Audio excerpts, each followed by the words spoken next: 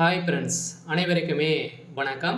So நகைக்கடன் வாங்குவவர்களுக்கும் வாங்கியவர்களுக்கும் வந்திருக்கக்கூடிய பார்த்தீங்கன்னா ஒரு முக்கியமான ஒரு அறிவிப்பு ஒன்று வெளியாகி உள்ளது. அனைத்து வங்கியின் மூலமாகவும் வாங்கியிருக்கக்கூடிய மோஸ்ட்லி பார்த்தீங்கன்னா அனைவருமே கூட்டுறவு வங்கியின் மூலமாக நகைக்கடன் வாங்குவேன். ஒரு சில மாதங்களில் பார்த்தீங்கன்னா நகைக்கடன் ஸோ வழங்க மாட்டோம் அப்படின்ற மாதிரி பார்த்தீங்கன்னா கூட்டுறவு வங்கியில் பார்த்தீங்கன்னா அதிரடியாக அனைத்து மக்களுமே புகார்கள் தெரிவித்திருந்தாங்க.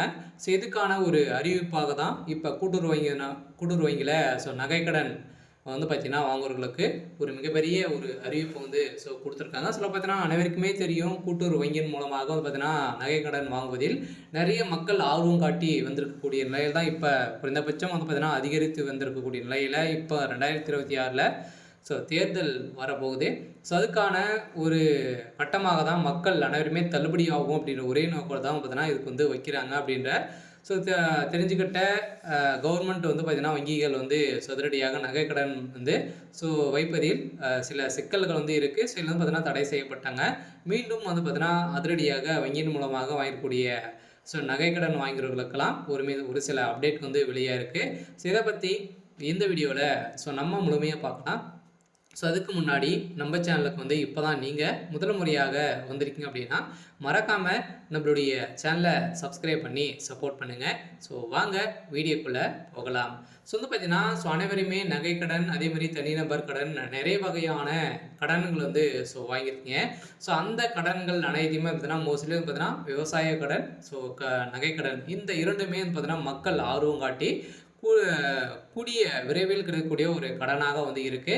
பார்த்தீங்கன்னா மீதி கடன்லாம் நிறைய ரூல்ஸ் பிரகாரம் தான் பார்த்தீங்கன்னா நம்மளுக்கு கடன் வங்கி வழங்கும்.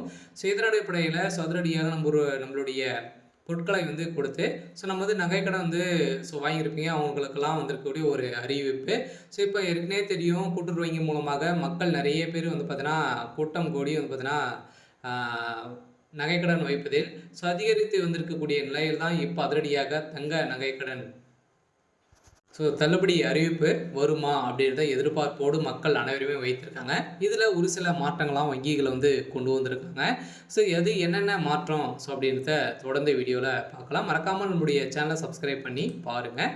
வாங்க வீடியோக்குள்ளே போகலாம். பார்த்தீங்கன்னா அனைவருக்குமே தெரியும், தேசிய அளவிலான வங்கிகள் மட்டுமல்லாது கூட்டுறவு வங்கிகள் மற்றும் கூட்டுறவு சொசைட்டிகள் தங்க நகைகளுக்கு எளிதாக கடன் வழங்கப்பட்டு வருகின்றன. அதனாலே பார்த்திங்கன்னா அவசர தேவைக்கு பலரும் கூட்டுறவு சங்கங்களை நாடி தங்களுக்கு வேண்டிய கடனை பார்த்திங்கன்னா தேர்ந்தெடுக்கிறார்கள். இந்த நிலையில் கூட்டுறவு வங்கிகளில் நடப்பாண்டில் ஏப்ரல் முதல் பார்த்திங்கன்னா ஜூலை வரை 25 லட்சம் பேருக்கு மேலே 25,000 கோடி ரூபாய் பார்த்திங்கன்னா நகைக்கடன் வழங்கியிருக்கும் அப்படின்ற ஒரு தகவலை வெளியிட்டிருக்காங்க. இந்த தகவலின் மாறாக தான் பார்த்தீங்கன்னா அதிரடியாக பார்த்தீங்கன்னா இந்த நகைக்கடன் உள்ளவர்களுக்கும் இதுக்கு மேலே நகைக்கடன் இன்னும் 2 மாதங்களுக்கு நீங்கள் நகைக்கடன் வைக்கலாம் அப்படின்றத கூட்டுறவு வங்கி பார்த்தீங்கன்னா அதிரடியாக ஒரு அறிவிப்பு வெளியிட்டிருந்தாங்க. 2 மாதங்களுக்கு முன்னாடி பார்த்தீங்கன்னா இந்த வங்கிகள் அனைத்துமே பார்த்தீங்கன்னா வங்கியில் நகைக்கடன் வைக்க முடியாது அப்படின்ற மாதிரி பார்த்தீங்கன்னா வங்கி நிர்வாகிகள் சொல்லியிருக்கக்கூடிய நிலை தான். இதில் நிறைய குற்றச்சாட்டுகள் இருந்திருந்த நிலையில் தான் இப்போ அதிரடியாக மீண்டும் வங்கிகளுக்கு அனைத்துக்குமே பார்த்தீங்கன்னா அதிரடியாக ஆர்பிஐ போட்ட உத்தரவின் அடிப்படையில் அதிரடியாக பார்த்தீங்கன்னா மீண்டும் நகைக்கடன் வழங்குவதில் அதிரடி ஒரு அறிவிப்புல இருக்குது. இதன் அடிப்படையில் தான் வங்கியில் பார்த்தீங்கன்னா அலைமோதும் கூட்டம் அப்படின்ற மாதிரி ஒரு தகவல் வெளியாகிருக்கு. அதில் அவசர தேவைக்கு பணம் வேண்டுமானால் வங்கிகளில் பார்த்தீங்கன்னா கடன் வாங்கும் முறை உள்ளது. ஆனால் கடன் வழங்குவதில் வட்டி வீதம் எவ்வளவு என்பதையும் கவனிக்க வேண்டியது இருக்கு. இருந்தாலுமே தங்க நகை கடனை பொறுத்தளவுக்கு வங்கியில் தனிநபர் கடன், தொழில் கடன், அதே மாதிரி கல்வி கடன், சொத்து மீதான அடமான கடன், வாகன கடன், தங்க நகை கடன் மற்றும் பல்வேறு பெயர்களில் கடன் வழங்கப்பட்டு வருகின்றன. இதில் அவசர தேவைக்கு மிக சிறந்தது தங்க நகை கடன் தான். இதில் காரணம் தனிநபர் கடன் அதே மாதிரி மற்ற கடன்கள் ஒரு சில நிபந்தனையின் அடிப்படையில், ஆதாரத்தின் அடிப்படையில் தான் சமர்ப்பிக்க வேண்டும். இதன் அடிப்படையில் தான் நம்மளுக்கு பார்த்தீங்கன்னா ஒரு சில சிக்கல்கள் இருந்தாலுமே இதில் கடன் நம்மளுக்கு வழங்குவாங்க. இந்த கடனின் அடிப்படையில் இப்போ அதிரடியாக ஆனால் தங்க நகை கடனை பொறுத்தளவுக்கு பார்த்தீங்கன்னா நம்மளுடைய நகை சரியானதா அப்படின்றத நம்ம எத்தனை கேரக்டர் அப்படின்னு தெரிஞ்சுக்கிட்டு அவங்க நம்மளுக்கு கேரட்டுக்கு இவ்வளோ பணம் வந்து நம்மளுக்கு வந்து ஒரு கிராமுக்கு இவ்வளோ பணம் 6500 நம்மளுக்கு வந்து பணம் வந்து கொடுக்குறாங்க. இவ்வளோ பணம் நம்மளுக்கு வந்து கூடிய விரைவில் அடுத்த 1 ஹவர்ல நம்மளுக்கு வந்து பணம் வந்து கிடைக்கும். இந்த நிலையில் தான் கூட்டுறவு வங்கிகளில் கூட்டுறவு சொசைட்டிகளில் தங்க நகைக்கு வெகு விரைவாகவும் எளிதாகவும் கடன் வந்து வழங்கப்படுகிறது. மற்ற கடன்களை விடவும் தங்க நகை கடனுக்கான வட்டி விகிதமும் மிகவும் குறைவானதாக வந்து இருக்கு. ஒவ்வொரு வங்கிகளுக்கும் ஏற்ப வட்டி விகிதம் மாற்றினாலும் அந்தந்த வங்கிகள் வட்டி விகிதம் இந்த கடனுக்கு தான் குறைவாக இருக்கிறது. இதன் அடிப்படையில் தான் தமிழகத்தில் கூட்டுறவுத்துறையில் கீழ் செயல்படும் மாநில மாவட்ட தலைமை கூட்டுறவு வங்கிகள், தொடக்க வேளாண்மை கூட்டுறவு கடன்கள், நகர கூட்டுறவு சங்கங்கள் போன்ற தங்க நகை அடமானம் பேரில் நகை கடன் வந்து வழங்கப்படுகின்றன. இதில் ஒரு சில மாற்றத்தின் அடிப்படையில் ஒரு சில நாட்களுக்கு வழங்காமல் நிறுத்தி வச்சுருந்தாங்க.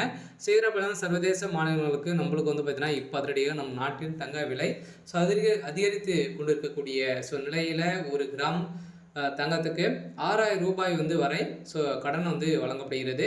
ஆனால் தான் பலரும் கூட்டுறவு வங்கிகளில் நகை கடன் வாங்க அனைத்து மக்களுமே பார்த்தீங்கன்னா ஆர்வம் காட்டி வந்து வராங்க.